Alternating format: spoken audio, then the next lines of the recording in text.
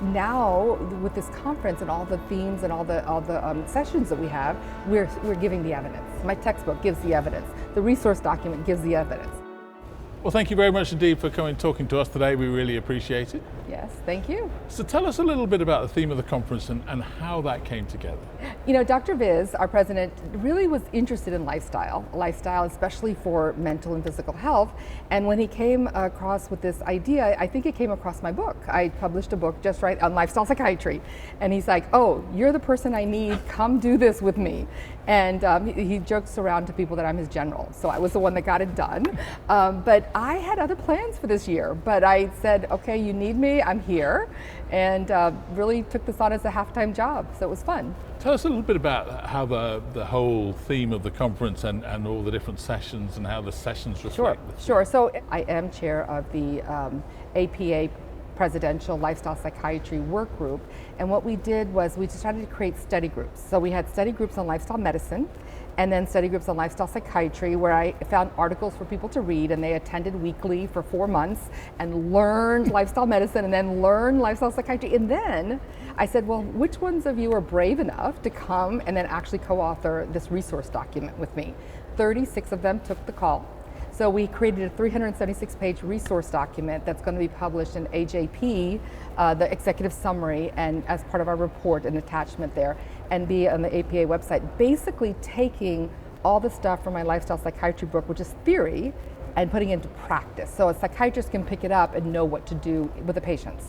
So in the job of a psychiatrist, so how important is lifestyle in the work of a psychiatrist? It's a great question. You know, we have colleagues in other places, Australia, New Zealand, and other countries that are actually saying that lifestyle should be the beginning of the conversation with our patients. And the fact that we haven't really developed this in Americas means that that's not even available to us as our tools.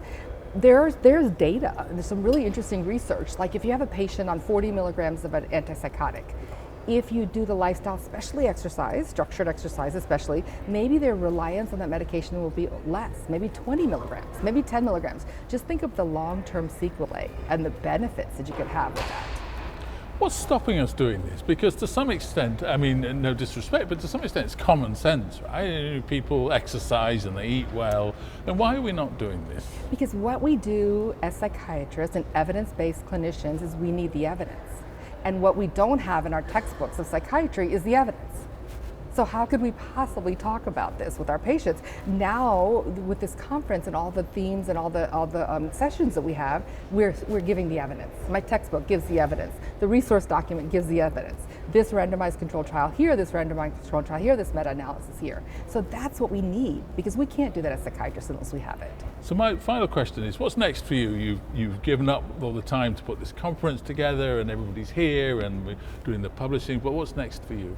We are not done. Our work is not done. I'm still chair of the caucus, the Lifestyle Psychiatry Caucus.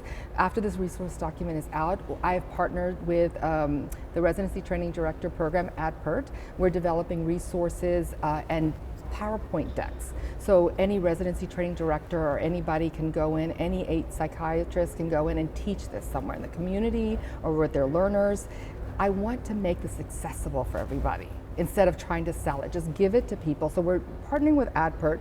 We also are partnering with ACAP, the Child Psychiatry Organization, because there are data as well for child psychiatrists as well. So we can actually partner with them and do that. So that's the next direction we're moving with this. Well, how do you actually get this out into the community that needs to hear this?